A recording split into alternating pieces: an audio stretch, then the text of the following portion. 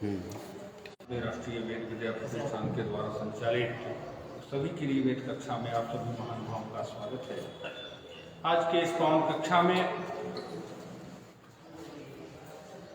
Doctor Govind Sharma ji, जो भारत सरकार के कौशल विकास मंत्रालय के अधीन जो कौशल विकास की जो परियोजना है, उस परियोजना में जो भारतीय ज्ञान परंपरा है, जो भारतीय व्यवस्था है, जो ज्योतिष और अन्य उस तद विषयक जो कुशलता है, एक तरफ तो पढ़ाई लिखाई है, जो पाठ्यक्रम है वो तो है ही है, परंतु उसको क्रिया रूप में उस ज्ञान को किस कुशलता के साथ करें, किस प्रकार किस विधा से उस कार्य को संपादित किया जाए जो जिसके कारण सर्वग्राही हो सके और सामान्य जनमानस उससे लाभान्वित हो सके। इस प्रकार का जो पाठ्यक्रम किन किन विषयों को समाहित किया जाए, इस प्रकार का दुरूह कार्य आपके द्वारा संपादित किया जा रहा है। आप प्राच्य विद्याओं के अच्छे निष्णात विद्वान हैं और बड़े गंभीर चिंतक हैं। आप इस पावन कक्षा में स्रोत यज्ञों का स्वरूप एवं मानवीय जीवन पर उसका प्रभाव विषय लेकर इस कक्षा में उपस्थित हैं।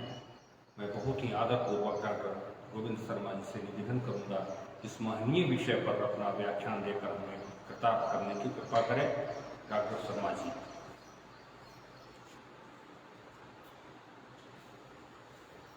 धन्यवाद।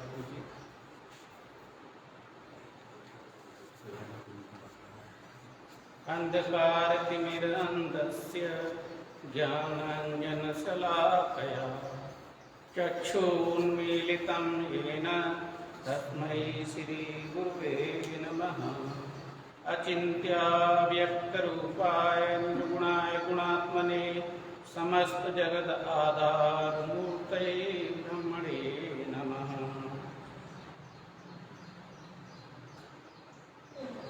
सभापति महोदय एवं सभा में उपस्थित सभी सम्मानीय बंधुओं को मेरा प्रणाम। जैसा कि अभी आपको गुरुजी बता चुके हैं कि हमारा कार्य वेदों में स्थित ज्ञान को जन सामान्य तक पहुंचाना है। यही हमारे महर्षि सांदीपनि वेद विद्या प्रतिष्ठान का एक उद्देश्य है और वह एक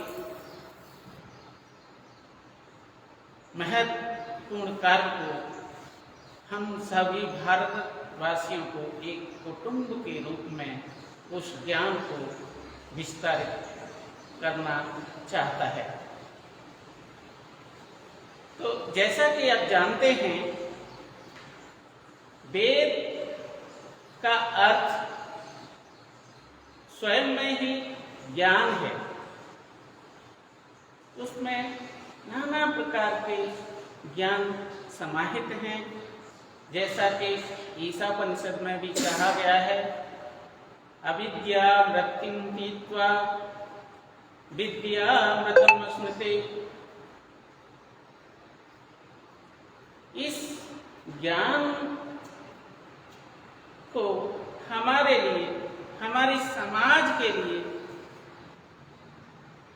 कैसे उपस्थापित किया जाए, इसका व्याख्यान हमारे ऋषियों ने मानव के जीवन को आध्यात्मिक, भौतिक और नैतिक दृष्टि से उन्नत करने के निमित्त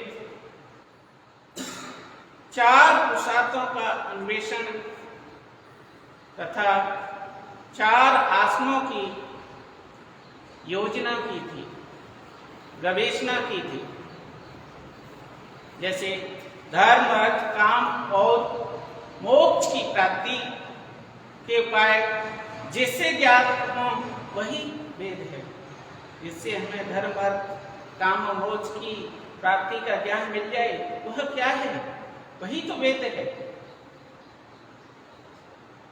जैसा कि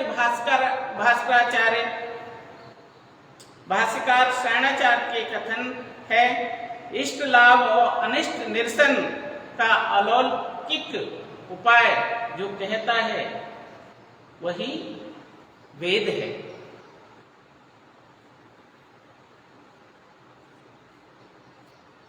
तो इन पुरुषार्थों के लिए उन्होंने उनकी प्राप्ति कैसे हो इसके लिए मीमांसा, न्याय, धर्मशास्त्र एवं पुराण के साथ साथ 14 विद्याओं का आविष्कार भी किया। अंगानि वेदा चत्वारो मीमांसा न्याय विस्तरः धर्मशास्त्रं पुराणं च विद्या अन्येत 14। तो वो उसका कार्य है और ये वेद किसी के द्वारा हमें प्रदान नहीं किए गए, यह अपौर से है। ये तो एक ज्ञान रूपी ब्रह्मांड ही है। तो वेदों के मंत्र दृष्टा जो हमारे ऋषि हैं उन्होंने युगान रूप वेद निधि की रक्षा के लिए शिक्षा, कल्प, व्याकरण, निरुक्त, छंद एवं ज्योतिष इन विशिष्ट वेदांगों के अध्ययन के लिए तथा वेदों के अर्थ को समझने के लिए इन वेदांगों की रचना की थी। इन 6 वेदांगों को हम कैसे जाने, और ये वेद के अंग कहे गए हैं। जैसा कि भास्कराचार्य ने कहा है, शब्द शास्त्र मुखम ज्योतिषम चक्षुषी सोप्र मुखम निरुक्तम च कल्पः करौ या तो शिक्षा अस्य वेदस्य नासिका पादपद्यद्वयम् छन्दहात्यै बुद्धः। तो इन 6 अंगों को वेद के अंग मानते हैं। तो वेद के छंद पैर हैं, वहीं कल्प हाथ हैं, ज्योतिष नेत्र हैं, निरुक्त कान हैं और शिक्षा वेद की क्या है, नाक है और व्याकरण मुख है। तो आज हम वहीं जो वेद षड्वेद अंगों का दूसरा अंग है कल्प, उसके बारे में विस्तार से चर्चा करेंगे, क्योंकि हमारा आज विषय है वही स्तोत्र है। तो श्रौत यज्ञ कल्प के अंतर्गत ही श्रौत सूत्र समाहित है, श्रौत यज्ञ समाहित है। वेद मंत्र के पठन से हमें क्या है, हमारी जो इच्छाएं होती हैं वह उनकी क्या हो जाती है, हम पूर्ति कर सकते हैं, हम अपनी अभिलाषा को पूर्ण कर सकते हैं।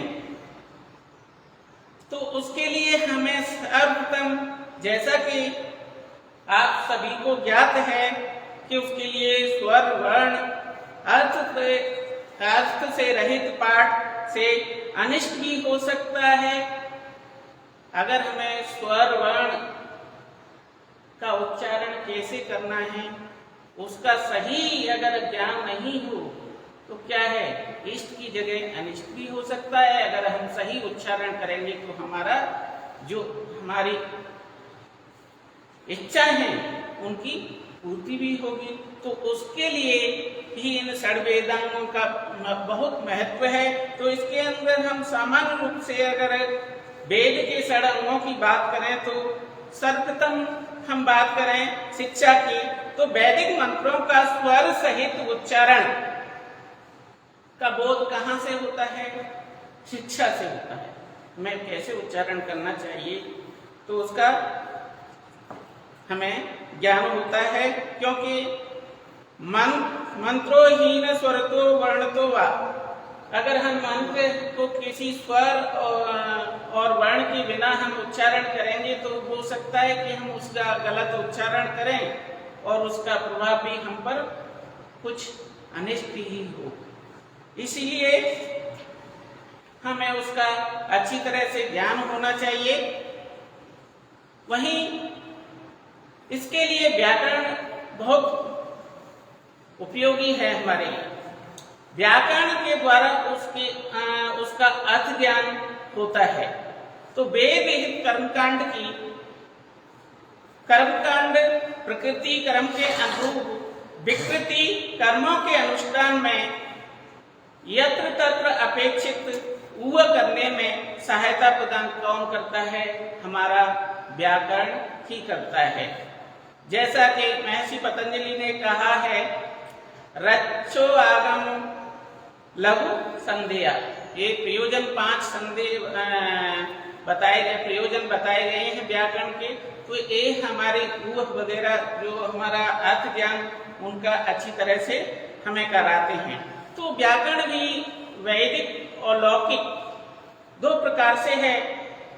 तो हम वैदिक व्याकरण की बात करें तो व्याकरण का स्वरूप कहाँ मिलता है? हमें वैदिक व्याकरण का स्वरूप मिलता है प्रतिसाक्ष्यों में मिलता है।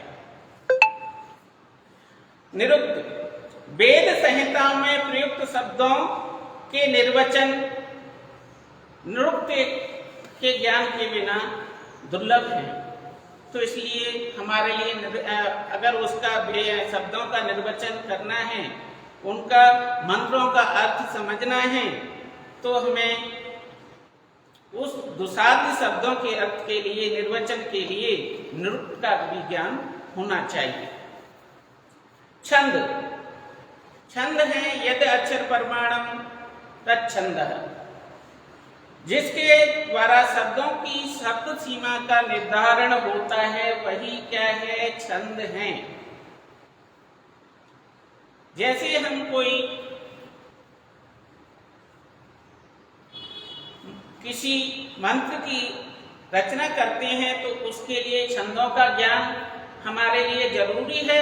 अगर हम सामान्य वाक्य निर्माण करते हैं गद्य के रूप में, तो ये हमारी इच्छा पर निर्भर करता है। तो इसके लिए हमारे मंत्र सभी हैं। तो मंत्रों के ज्ञान के लिए, उनके अर्थ के लिए हमें छंदों का ज्ञान भी होना नितांत आवश्यक है। और उसी के लिए जो ज्योतिष है, ज्योतिष का कार्य है, जो हमारी भौगोलिक स्थिति है, ग्रह गति है, यज्ञ अनुष्ठान है, उसमें जो हमारी इच्छा है, उनके लिए शुभ समय का निर्धारण हमारे किसके द्वारा होता है? ज्योतिष के द्वारा होता है। तो इस प्रकार 6 वेदांगों का हमारे लिए जो ऋषि मुनियों ने ज्ञान दिया है वह परम आवश्यक है। उसी से हम वेद का सही ज्ञान कर सकते हैं। तो आज हम वेदांगों में कल्प की बात करेंगे। तो जैसा हमने अभी वर्णन किया कि हस्तौ कल्पो अर्थ पठ्यते, कल्प की 4 शाखाएं हैं। और इस कल्प की कितनी शाखाएं हैं? 4 शाखाएं भी हैं। यथा श्रौत सूत, ग्रह सूत, धर्म सूत और शूल सूत। श्रौत सूत में श्रौत कर्म का विधान है, कर्मकांड कैसे किया जाए। ग्रह सूत में उपनयन, हमारे 16 संस्कार हैं, उपनयन आदि उनका विधान है। धर्म सूत्र में मानव के लिए धर्म और नियमों का, धर्म क्या है और उसके नियम क्या हैं, उसका वर्णन है। तो उन्हीं के वेदकालीन वास्तुशास्त्र और शुल्क की बात करें तो वैदिक कालीन वास्तुशास्त्र और गणित का ज्ञान कराने में शुल्क सूत्र परम आवश्यक है। श्रोत यज्ञ या अनुष्ठान के 4 नित्य हमारे 4 प्रकार हैं। वो कौन कौन से हैं? नित्य, नैमित्तिक, काम्य एवं निषिद्ध। इनमें भी जो 4 प्रकार हैं वो क्या है? नित्य। प्रथम की बात करें तो यावत जीवम अग्निहोत्रम जुहोति, यावम जीवम 10 पूर्ण मासाभ्याम कीजिए। इसका जो क्या है, ये हमारे लिए जो यज्ञात कर्म है वो परम आवश्यक हैं और वही नित्य कर्म हैं। जैसे अग्निहोत्र, हवन, 10 पूर्णमास, याग आदि, ये सभी नित्य कर्म हैं। यह हमें करने भी चाहिए। और द्वितीय की बात करें तो नैमित्तिक, जिस अग्निहोत्री के घर में जो आग जलाकर कार्य किए जाते हैं उसके लिए प्रोडास वगैरह जो वेदों में वर्णन है उसका प्रोडास बनाकर उसकी आहुति प्रदान करनी चाहिए अग्नि देवता के निमित्त। उसी प्रकार काम्य, किसी प्रकार की कामना से प्रेरित होकर जो कर्म किया जाता है वह काम्य कर्म है। कामनाएं हम सभी करते हैं और उन कामनाओं को पूर्ण करना चाहते हैं, तो उस कामना की पूर्ति के लिए अनेक काम्य कर्म हमारे जो स्रोत यज्ञ हैं उनमें वर्णन है। जैसे जो कोई आयुष की कामना करता है तो मित्रविंदा नामक इष्टि करे, जो वृष्टि की कामना करता है उसे क्या वृष्टि काम की इष्टि करना चाहिए। ऐसे ही हम अनेक इष्टियों का वर्णन है, तो इसमें हम बात करेंगे। तो अभी हम आते हैं कि स्रोत यज्ञ कितने प्रकार के हैं और यज्ञों की हमारे जीवन में या सामाजिक उपयोगिता क्या है। तो संसार में हम सब जीव, मानव, पशु, पक्षी या कोई भी, सभी की इच्छाएं रहती है कि मुझे सुख मिलना चाहिए, मैं सुखी रहूं और उस सुख के लिए सभी लोग प्रयास भी करते हैं। उस सुख के लिए क्या आवश्यक है वह कर्म भी करते हैं। जैसे जिस व्यक्ति की, किसी भी व्यक्ति की क्या नौकरी है, क्या कर्म है, सभी निरंतर अच्छी तरह से अपने कार्य में संलग्न रहकर सुख पाना चाहते हैं, लेकिन फिर भी किसी कारणवश जब हमें सुख नहीं मिलता है तो हम निराश हो जाते हैं, और निराश हो जाते हैं तो हमें चारों ओर कुछ भी दिखाई नहीं देता है। जब हमारे मन में एक ही नाम आता है, ईश्वर, भगवान, जब हम भगवान की शरण में जाते हैं और उस समय भगवान ही हमें सद्बुद्धि देकर जो हमारा मार्ग है उस मार्ग का रास्ता दिखाते हैं। लेकिन हाँ, उसमें कुछ हम लोगों की भी कमियां होती हैं कि हम जब परेशानियां आती हैं जब ही हम भगवान को याद करते हैं। लेकिन अगर हमें सुखी रहना है तो सुख के साथ साथ जो हमारे नित्य नैमित्तिक कर्म हैं उनको भी हमें साथ साथ करते रहना चाहिए, क्योंकक्योंकि जितने भी ये कर्म हैं उनसे हम मानवों को तो उससे बहुत लाभ भी है, लेकिन मानव कब स्वस्थ रह सकते हैं, कब सुखी रह सकते हैं, जब हमारा ब्रह्मांड पर्यावरण सही रहेगा। तो ये हमारे जो वैदिक श्रौत यज्ञ जो विधान किया है ऋषि मुनियों ने, कि किसके लिए कहा है, हमारे सामाजिक उपकार के लिए कहा है, हमारे पर्यावरण को सुरक्षित के लिए कहा है। और जब हमारा पर्यावरण सुरक्षित रहेगा तो हम सुखी अवश्य रहेंगे।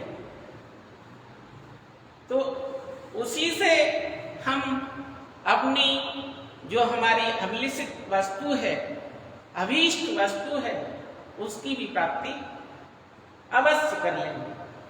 तो इसके लिए हमारी श्रौत यज्ञों में बहुत ही हमारे ऋषि मुनियों की गवेषणा है, उनकी तपस्या रूपी गवेषणा का ये फल है कि हमारे लिए, हमारे समाज के लिए उन्होंने अनेक यज्ञों का उल्लेख किया है। वह कैसे है? हमारा श्रौत साहित्य भी इस प्रकार के अनेक यज्ञों से परिपूर्ण है। उसमें अनेक प्रकार के उपाय हैं, उपाय 20 यज्ञ हैं। इनके द्वारा हमारा जो सुख है वह सुलभ ही हम प्राप्त कर सकते हैं। तो मुख्य रूप से हम श्रौत यज्ञों की बात करें तो दो हैं, श्रौत यज्ञ और स्मार्त यज्ञ। श्रुति प्रतिपादित हैं यज्ञ हैं वह श्रौत यज्ञ हैं, एवं जो स्मृति प्रतिपादित हैं वह स्मार्त यज्ञ हैं। श्रौत यज्ञों में श्रुति प्रतिपादित मंत्रों का ही प्रयोग होता है, जो वैदिक मंत्र हैं उनका ही प्रयोग होता है, तथा स्मार्त यज्ञों में वैदिक, तांत्रिक और पौराणिक मंत्रों का भी प्रयोग होता है। जो हमारी वैदिक मंत्रों का भी स्मार्त में प्रयोग होता है, जो हमारी स्मृतियां हैं उनका भी प्रयोग होता है, और आगम आदि जो हमारे तांत्रिक ग्रंथ हैं उनका भी इसमें प्रयोग होता है। तो आज हम मुख्य रूप से श्रौत यज्ञ का ही हम वर्णन, विचार, चर्चा करेंगे। तो श्रौत यज्ञ हमारी भारतीय संस्कृति के वैदिक काल से लेकर आज तक हमारी रक्षा कर रही है। तो यज्ञ दान एवं त्याग के द्वारा परम ब्रह्म से आत्मज्ञान को प्राप्त कर पृथ्वी लोक पर स्थित प्राकृतिक पदार्थों की और जीव जंतुओं का संवर्धन करते हुए उनका सर्वांगीण विकास करना है। इसका उद्देश्य हमारे ऋषि मुनियों ने जो हमारे पर्यावरण हो, हम सामाजिक लोग हों, उन सभी का सर्वांगीण विकास करना था। इस विकास के लिए तप, दान आदि सभी यज्ञ पर ही निर्भर हैं। अतः प्राकृतिक विकास से लेकर जीव विकास तक सभी किस पर निर्भर है? यज्ञ पर ही निर्भर है। जैसा कि छांदोग्योपनिषद के वचन हैं, त्रयो धर्म स्कंदा यतो अध्ययनम दानमिति प्रथमः। तो कात्यायन ने भी अपने श्रौत सूत्र में उल्लेख किया है कि देवताओं के उद्देश्य से द्रव्यों का त्याग ही, जो हम यज्ञ में जो कुछ दान करते हैं या आहुति देते हैं, वही क्या है? वह त्याग ही क्या है? यज्ञ है। अर्थात इंद्रा देवताओं को दही, चावल, जौ और सौमाद सामग्री के समिता में आहुति रूपी त्याग से स्वयं के स्वत्व की निवृत्ति हो जाती है। जो हम आहुति देते हैं तो उसमें हमारे क्या है? स्वत्व की निवृत्ति हो जाती है हम, और वही हमारे लिए क्या है? दान है। आहुति देना हमारे लिए क्या है? दान है, यज्ञ में दान। तो उसी के लिए प्रति प्रतिपादित यज्ञों को हम क्या है? सोत यज्ञ कहते हैं। अतः वैदिक ऋषियों की तरह प्रकृति और मानव के कल्याण के लिए प्रत्येक व्यक्ति को यज्ञ करना भी चाहिए। मानव का समस्त जीवन ही यज्ञ है, जैसा कि छांदोग्योपनिषद में भी उल्लेख है, पुरुषो भाव यज्ञ। तो हमारा जीवन ही एक यज्ञ है, हमारा जीवन ही एक तपस्या है, हमारा लक्ष्य एक तपस्या है। तो उस मुख्य रूप से हम बात करें तो श्रोत यज्ञ 14 प्रकार की हैं। उनमें 7 श्रोत यज्ञ अभी यज्ञ हैं और 7 यज्ञ सौम यज्ञ हैं। इसका 2 प्रकार की श्रोत यज्ञ हैं, अभी ही यज्ञ 7 प्रकार की और 7 प्रकार की सौम यज्ञ।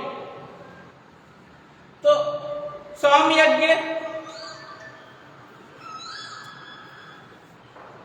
हवि यज्ञ कौन कौन सी हैं? अग्निहोत्र, 10 पूर्णमास, आग्रयण, चातुर्मासस्य, निरूपसुगंधः, श्रोत्रामणि और पिंड पितृयज्ञ।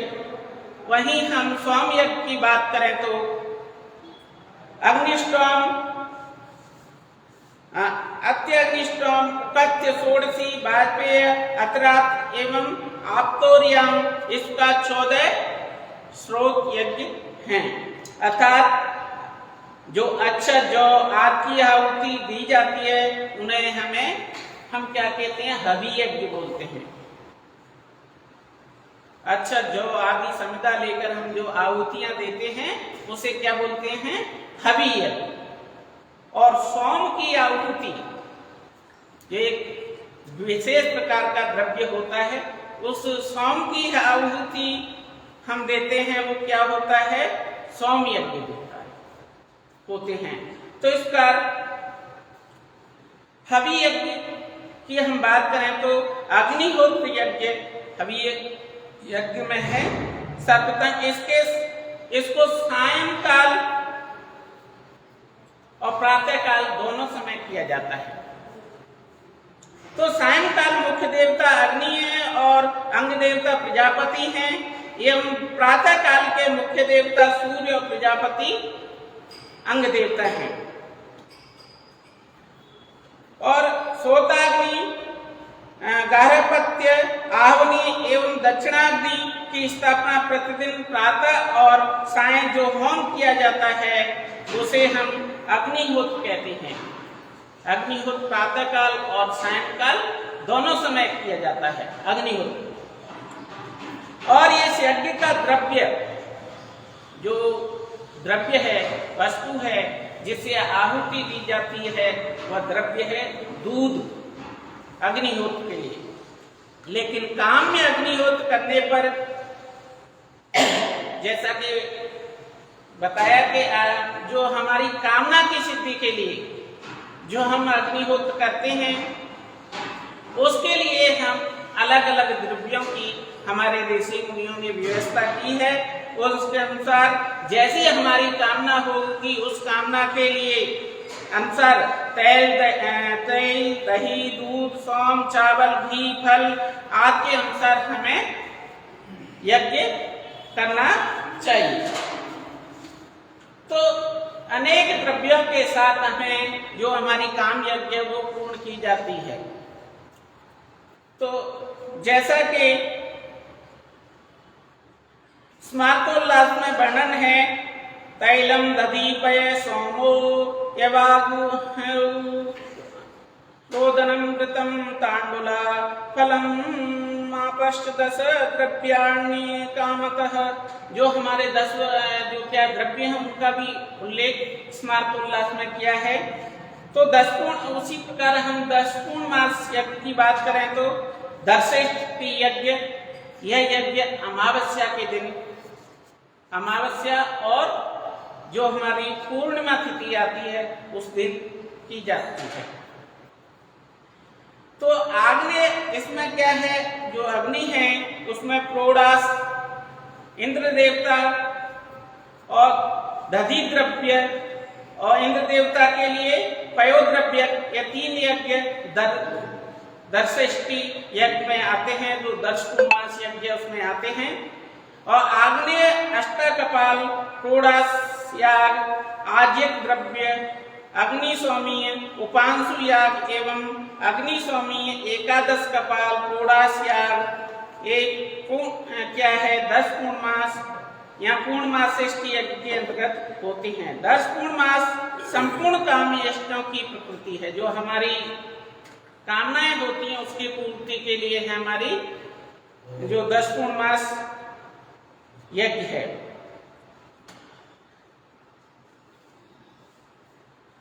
तो ऐसे ही अग्रिम है आग्नेय। ये हमारी शरद और बसंत ऋतु में, जब हमारे खेत खलियानों में जब बसंत ऋतु आती है तो और शरद ऋतु आती है, उस समय हमारी क्या है, हमारी एक वर्ष में षण्मासिक 2 फसलों की, हमारी जो किसान भाई हैं उनके लिए 2 फसल होती हैं। तो उन फसलों की जब हम क्या करते हैं, कटाई करते हैं और उससे जो अन्न है उसको नूतन अन्न को घर लाकर, नवीन अन्न को घर लाकर हम यह आग्रायण यज्ञ करते हैं। और आग्रायण यज्ञ करने के बाद ही हमारे जो ऋषि मुनि या वैदिक लोग हैं उसका अन्न का उपभोग करते हैं। जैसा कि और भी कई हमारी समाज में भी बहुत सारे कई ऐसे फल और अन्न हैं। कुछ लोग जब देवोत्थान एकादशी आती है उससे पहले कई फलों का उपभोग नहीं करते हैं, उसके दिन के बाद ही करते हैं। ऐसे ऋषि मुनि भी जो जो नई फसलें उत्पन्न होती थी तो उस अन्न का भोजन कब करते थे, आग्रहण जो यज्ञ है उसका पूर्ण करने के बाद ही भोजन करते थे। क्यों? वो अगर हम वैज्ञानिक रूप से देखें तो उसका भी कारण है, क्योंकि हमारे वैज्ञानिक लोग भी बताते हैं कि जो हम नूतन अन्न है, अगर हम उस जैसे ही अन्न उत्पन्न हुआ और हम उसका उपभोग करने लगे तो हमारे लिए क्या है, स्वास्थ्य के लिए अच्छा नहीं रहता है। और वही अन्न अगर कुछ मास रखने के बाद हम उपभोग करने लगे तो वो हमारे स्वास्थ्य के लिए अच्छा रहता है। वही ऐसा ही ये सब ऋषि मुनियों की पहले ही सभी परिकल्पना थी। और हमारे ऋषि मुनि जो हमारा ऋतु चक्र था और है उसको अच्छी तरह से जानते थे। उसी कारण उन्होंने नाना प्रकार की मानव के उपयोग के लिए और मानव को क्या है स्वस्थ रखने के लिए उन्होंने नाना प्रकार की यज्ञों का वर्णन किया, विधान किया। ऐसे ही चातुर्मास्य यज्ञ प्रत्येक चतुर्थ मास में किया जाता है। तो ये क्या है, प्रजा कामस्यापि वैश्वदेवम, कात्यायनी श्रौत सूत्र में कहा गया है कि फाल्गुन मास की पूर्णिमा को किया जाता है। क्या है, काम्य यज्ञ है और इसे कब किया जाता है, जो फाल्गुन मास आता है उसकी पूर्णिमा तिथि को किया जाता है। अग्नि, सोम, सविता, सरस्वती, पूषा, मरुत, स्वत्वान और जो पृथ्वी के वैष्णदेव पर्व के देवता हैं उसमें क्रोड़ा, चरु, पयस्या, सोम ये 4 द्रव्य हैं जिनकी आहुतियां दी जाती हैं। ये ऐसे ही वरुण प्रधास यज्ञ, यह यज्ञ वरुण बात रोग और जलोदर रोगों से मुक्ति हेतु अनुष्ठान किया जाता है। जो हमें क्या है बात रोग हो जाता है या जलोदर रोग हो जाता है उसकी रक्षा के लिए हमें जो वरुण घास पर्व एक ऐसा उल्लेख है कि प्रभास पर्व कि उसको करना चाहिए, उससे जलोदर और जो हमारे वात पित्त रोग हैं वो उससे सही हो जाते हैं। तो इनका अनुष्ठान आषाढ़ मास की पूर्णिमा को किया जाता है। इसके लिए उत्तर वेदी एवं दक्षिण वेदी इन 2 वेदियों की भी रचना की जाती है। अदर्वी उत्तर वेदी पर अनुष्ठान करता है और दक्षिण वेदी पर प्रतिष्ठाता अनुष्ठान करता है। वरुण प्रभास पर्व के लिए करम्ब पात्र का भी निर्माण किया जाता है। इसके लिए एक होम भी किया जाता है। यह करम्ब पात्र जो बनाए जाते हैं वो पूर्णिमा के दिन अदर्वी मेष एवं प्रतिष्ठाता मेषी का भी निर्माण करता है। धेनु, अश्व 6 या 12 गायों की इसमें दक्षिणा भी दी जाती है। तो ये मुख्य रूप से हमें किसके लिए किया जाता है, हमें जलोदर रोगों को ठीक करने के लिए, अक्षय रोगों को ठीक करने के लिए किया जाता है। ऐसे ही शाकमेध पर्व है इसका अनुष्ठान कार्तिक मास की पूर्णिमा को किया जाता है। इसमें 2 दिन लगती हैं। अनुष्ठान चतुर्दशी से प्रारंभ होता है। इसमें अनीक व तिष्टि, बसांत पनी, ग्रहमेदीय एष्टि, दर्भी होम, कीर्णीयेष्टि, अदितियेष्टि, महाभि और पितृष्टि एवं त्रयंबक एष्टि अनुष्ठान होते हैं। तो इसमें भी जो हमारे अग्नि, मरुत, अदिति, जो इंद्र आदि, विश्वकर्मा, त्रयंबक तथा पितर आदि देवता इस पर्व में उपस्थित रहते हैं और जिनके लिए चरु, आज्य, धना आदि की आहुतियां दी जाती हैं। जो यज्ञ करते हैं उसमें जो धना आदि की आहुति प्रदान की जाती हैं। तो ऐसे ही हमारे लिए जो कामेष्टि अनेक यज्ञ हैं। तो एक कामेष्टि यज्ञ किस लिए, जो हमारी मनोकामनाएं उनकी सिद्धियों के लिए ऋषियों ने विधान किया है। तो जो इष्टियां कही गई है वे कामेष्टि के नाम से प्रसिद्ध हैं। इन इष्टियों की संख्या हमारे ऋषि मुनियों ने इस हमारे सुख के लिए ही निर्मित किया है और ये सभी धर्म मूल भी हैं। तो उसके लिए हम बात करें मित्र विंदेष्टि। अगर श्री राष्ट्र मित्र आयुष की कामना से मित्र विंदा संज्ञक इष्टि करना चाहिए। अगर हम अपनी आयुष की कामना के लिए, मैत्री कामना के लिए हमें कौन सी यज्ञ करना चाहिए, मित्र विंदा इष्टि करना चाहिए। वहीं 10 पूर्णमास इष्टि और कामेष्टि के ऋतुजों की संख्या भी इसमें कितने ऋतुज होते हैं उनमें भी ये भी समान है। तो इसमें ये सभी इष्टियों का प्रदान हमारे लिए किस लिए है कि हम स्वस्थ रह सकें, हमारा पर्यावरण भी सही रहे इसलिए, और यजमान को क्या है सुख लाभ हो सके। तो ऐसे ही कात्यायन ने कामना की सिद्धि के लिए आग्नेय इष्टि का विधान किया है। इसमें अग्नि देवता के निमित्त आह कपाल का प्रोडास करके याग होता है। एक बार किसी एक कामना से इष्टि का अनुष्ठान समाप्त करके दूसरी कामना की पूर्ति के लिए इष्टि की पुनरावृत्ति करनी चाहिए। तो ऐसे ही ये सभी कामनाओं की इष्टि के लिए ऐसे ही अधिक स्त्री कामेष्टि, ऐसे ही अधिक स्त्री कामेष्टि समान श्रेणी के लोगों की अपेक्षा अपने स्त्री की विशेष वृद्धि हेतु, हम सभी लोग समान हैं लेकिन हम चाहते हैं आज उसके लिए,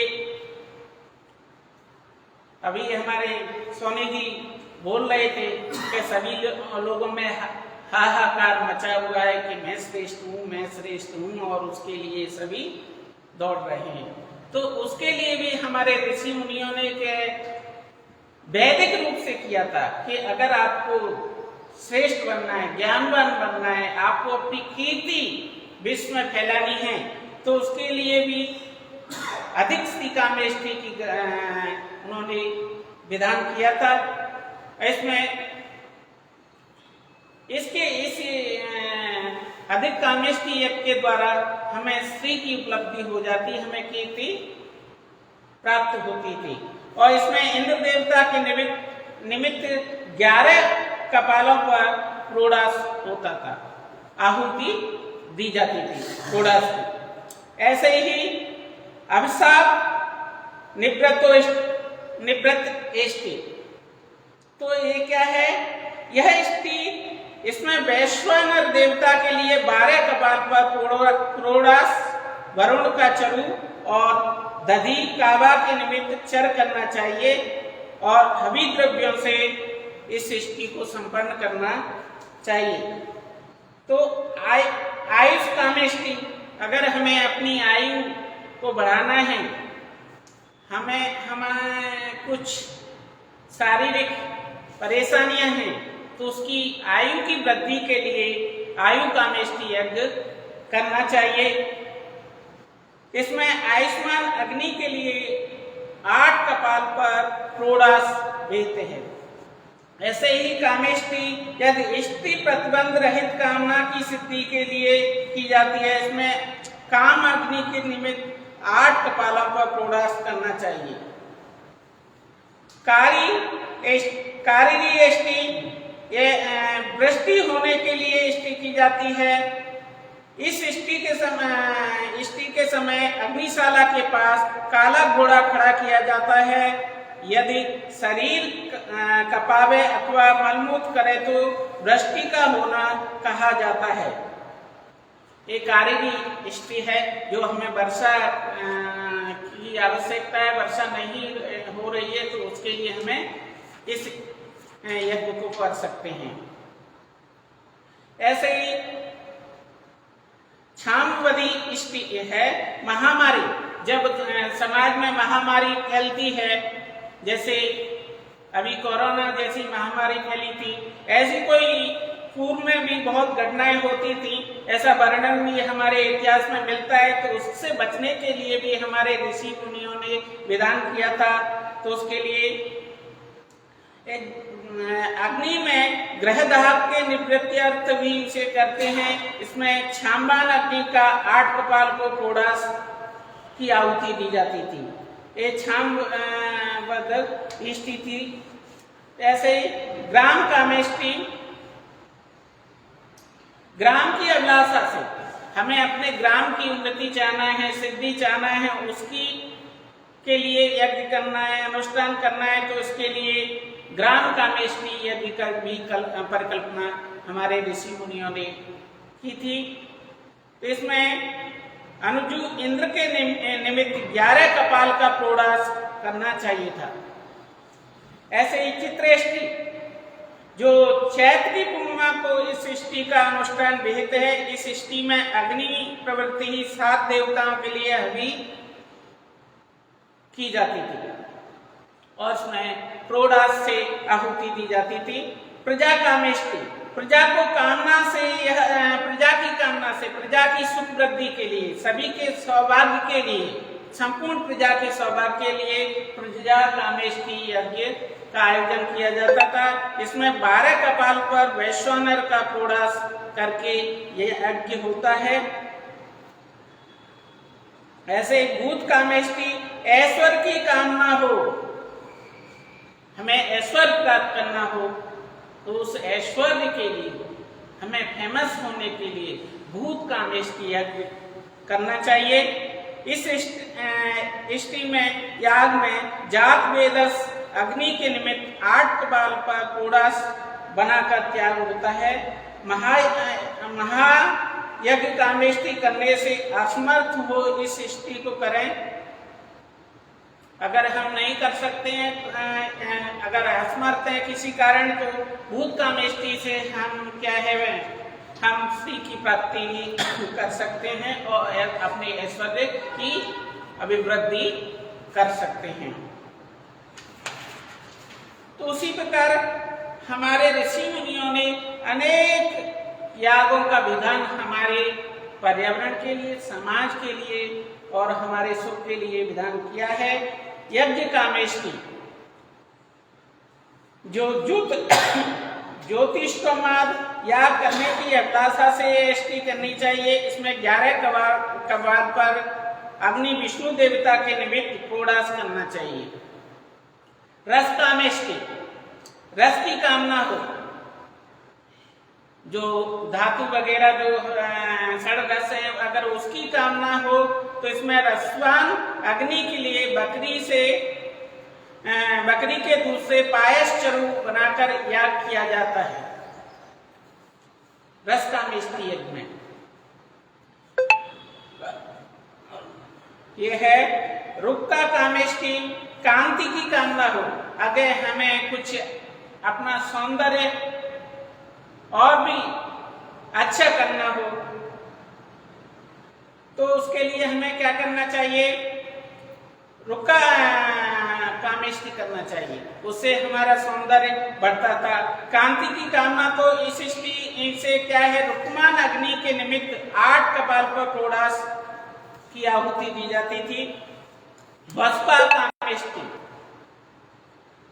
बसकाम एष्टि, तो बसकाम कामेष्टि क्या थी, इससे हमें धन की अभिलाषा हो, हमें धन चाहिए। सो ऐसी अभिलाषा के लिए धन कामेष्टि यज्ञ का हमारे ऋषि मुनियों ने विधान किया था। तो बसका कामेष्टि से क्या होता था, अग्नि के निमित्त 8 कपाल पर प्रोडास करके प्रधान याग होता था। उसी प्रकार से स्वर्ण प्राप्ति के लिए भी हमारे ऋषि मुनियों ने, अगर हमें स्वर्ण चाहिए तो उसके लिए भी हिरण्य लाभ कामेष्टि, अगर हमें धन की अपेक्षा है, हमें ज्वेलरी चाहिए, सोना चाहिए, तो सोने के लिए हिरण्य काम कामेष्टि का विधान हमारे ऋषि मुनियों ने किया था। तो इसमें अग्नि का 8 कपाल का प्रोडास, सविता का 12 कपाल का प्रोडास और भूमि के लिए चरु करना चाहिए। ऐसा हमारे ऋषि मुनियों ने इसमें विधान किया है।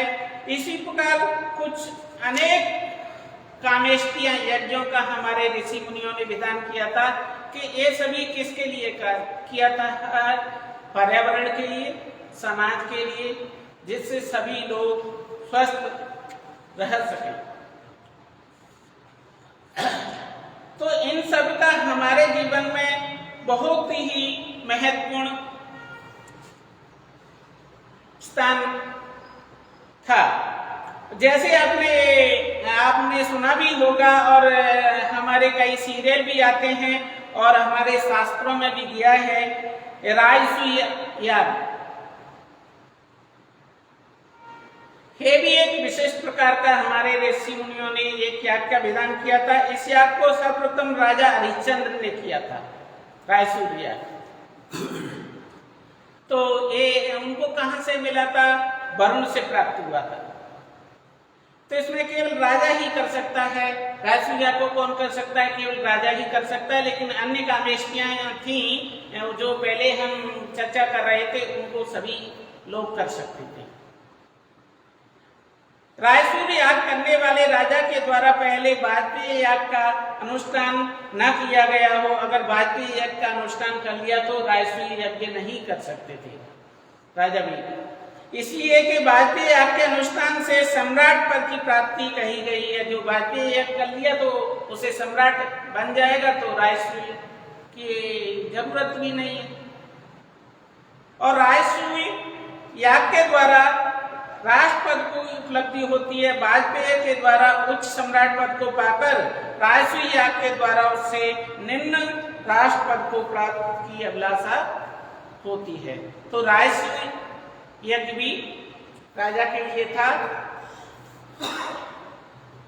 और राजा उसे करते भी थे, जैसे राजा हरिश्चंद्र का वर्णन है, सर्वप्रथम राजा हरिश्चंद्र ने किया था। ऐसे ही अश्वमेध यज्ञ है, उसका भी वर्णन हमारे ऋषि मुनियों ने किया है। तो इससे अश्वमेध याग से बहुत ही प्रसिद्ध है और इसे कोई भी राजा कर सकता था। वो किस लिए किया जाता? चक्रवर्ती सम्राट बनने के लिए यह यज्ञ की जाती थी, अश्वमेध यज्ञ। तो इसके चर्चा आप जानते हैं कि जब राम ने भी की थी। इसके लिए पहले अश्व को छोड़ा जाता है।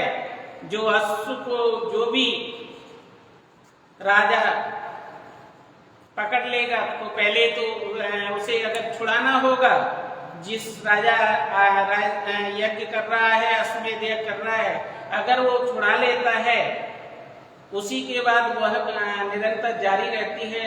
अगर नहीं तो वह पराजित माना जाएगा। इसलिए यह यज्ञ की जाती है।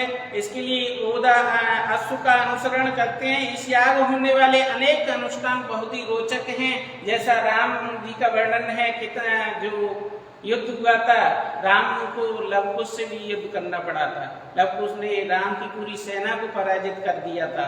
वो भी अश्वमेध यज्ञ का आप अच्छी तरह से वर्णन।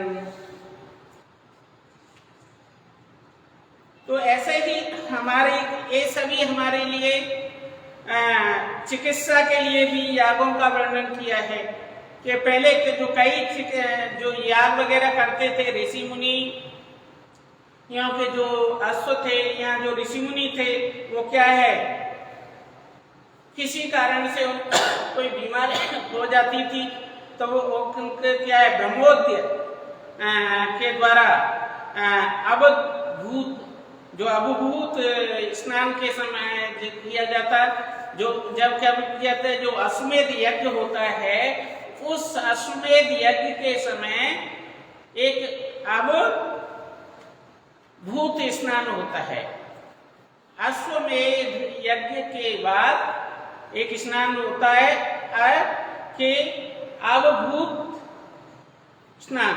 उस स्नान में अगर कोई व्यक्ति हो या कोई अश्व हो स्नान कर लेता था तो उसकी सारी बीमारियां सही हो जाती थी, उसे कोई रोग नहीं रहता था, निरोग हो जाता था। ये भी अश्वमेध यज्ञ के बारे में वर्णन प्राप्त होता है। ऐसे बहुत सारे यज्ञ हैं, तो इनको करने से क्या है, और एक अश्वमेध यज्ञ का वर्णन है कि जो अश्वमेध यज्ञ किया जाता है उसमें अगर उसमें के बाद में जो कोई प्रायश्चित करना चाहता है, कोई पाप करना चाहता है, तो उसको भी उस स्नान के करने के बाद उसका भी वो पाप से निवृत्ति मिल जाती थी। हमें क्या है, उस पाप का प्रायश्चित हो जाता था। ऐसे ही पुरुषमेध, सर्वमेध, पितृमेध, बहुत सारी यज्ञों का वर्णन है। तो इनके द्वारा तो क्या है, जो अभंगत स्नान का महत्व उसके बारे में बता धर्मशास्त्र में भी उल्लेख है कि किसी बड़े पाप को दूर करने के निमित्त कठोर व्रत, नियम और दान करने पड़ते हैं। लेकिन इस अश्वमेध जो यज्ञ था उसके अंतर्गत ही ये याग था अभंगत स्नान। जो अभंगत स्नान के समय यदि महापापी भी, जो अभंगत स्नान था उस समय कोई महापाप किया हो, अगर प्रायश्चित करना हो तो स्नान मात्र से ही उसका प्रायश्चित हो जाता था और उसे किसी प्रकार के प्रायश्चित की आवश्यकता नहीं रहती थी। ऐसा हमारे ऋषि मुनियों ने जो अव्रत याग के बारे में उल्लेख किया है, उसी के अनुसार बहुत समस्त प्राणियों में उत्कृष्ट पद की कामना से पुरुष मेध यज्ञ किया जाता है। सभी प्राणियों की कामना करना है, अच्छी कामना करना है, सभी स्वस्थ रहना चाहिए, तो पुरुष मेध यज्ञ का वर्णन है। इसमें 23 दीक्षा, 12 सदा और 5 सुत्याएं होती हैं। यह चैत्र शुक्ल दशमी को इसका आरंभ करना चाहिए था। 11 युग में 11 अग्नि स्वामी पशु नियोजित होता था। इसके लिए भी 5 सुत्या दिवस होते थे। अग्निष्टोम, उकथ्य, अतिरात्य, उपथ्य, अग्निष्टोम, सर्वमेध। तो ये सभी हमारी कामनाओं की पूर्ति के लिए थे। ये सुत्या दिवस से भी ये जो याग हैं उनसे भी हमारी कामना की पूर्ति होती थी। सर्वमेध याग किया जाता है, इसमें द्वादश के धर्मों का उपदेश होता है। इसमें सर्वमेध में 12 दीक्षा, 12 उपसदा और 10 सुत्याएं होती हैं। तो इसका अनेकानेक यज्ञों का हमारे ऋषि मुनियों ने वर्णन किया है और इस यज्ञ का एक परम ज्ञान है कि जो यज्ञ ऋषि मुनि करते थे, हमें एक संशय उत्पन्न होता है कि कैसे वो हमारे लिए उपयोगी हैं, कैसे रही होंगी। लेकिन अगर हम उसे भावना की दृष्टि देखें, जैसे जागी रही भावना जैसी प्रभु मूरत देखी तिन तैसी, तो अगर हम जैसी हम भावना के उद्देश्य से देखेंगे तो उसका अर्थ निकाल सकते हैं। वैज्ञानिक भी दृष्टि से देखें तो भी उसका अर्थ निकाल सकते हैं, क्योंकि वैज्ञानिकों ने जो हमारे द्वारा जो स्रोत यज्ञ हो या स्मार्त यज्ञ हो, अगर हम करते हैं या कराते हैं तो इससे भी जो हम आहुतियां दी जाती हैं, प्रोडास की, चावल की, घी की, जो अनेक प्रकार की समिधाएं होती हैं, जो लकड़ियां होती हैं, आम की हो या जो भी हो, उनसे क्या है हमारे लिए जो प्रकृति के अंदर जो बहुत सूक्ष्म जीवाणु होते हैं, कीटाणु होते हैं, उनका क्या हो जाता है, नाश हो जाता है। और उनका नाश, सूक्ष्म बैक्टीरिया का नाश होता है तो उससे स्वस्थ कौन रहते हैं, हम लोग ही रहते हैं। जैसा कि आपने देखा कि कोरोना हुआ था तो प्रधानमंत्री ने बोला कि कहीं थाली बजाओ, कहीं मंदिर में टुनटुनी बजाओ, घंटी बजाओ, शंख बजाओ। लेकिन कई लोग बोलते हैं शंख बजाना क्या जरूरी है, घंटी बजाना क्या जरूरी है, दूसरे की नींद खराब हो रही है। तो इसका विधान हमारे ऋषि मुनियों ने, यज्ञ हो या मंदिर में घंटा हो या शंख हो, ये किस लिए किया है, इसकी हमें अपनी भावना से हमें चिंतन करना चाहिए। अगर हम भावना से चिंतन करें तो ये समाज की दृष्टि से और हमारे पर्यावरण की दृष्टि से बहुत ही उपयोगी हैं हमारे लिए।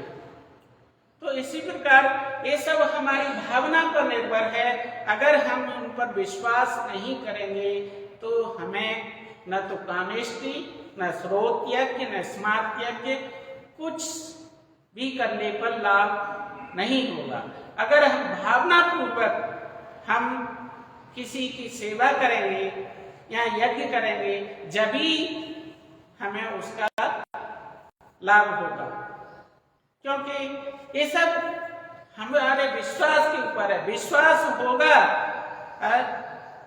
जभी आपकी भावना होगी, हमारी भावना होगी, जभी हम उसे क्या है मन लगाकर करेंगे और जभी हम उसमें क्या है सफलता प्राप्त करेंगे।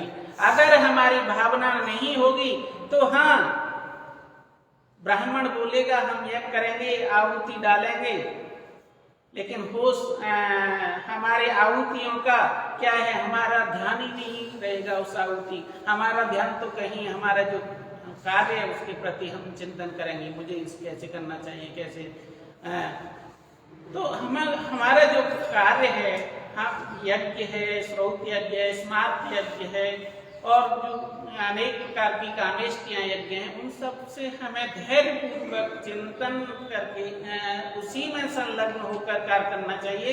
उस समय और कुछ नहीं सोचना चाहिए, उससे हमें श्री और इष्ट की प्राप्ति होगी। धन्यवाद।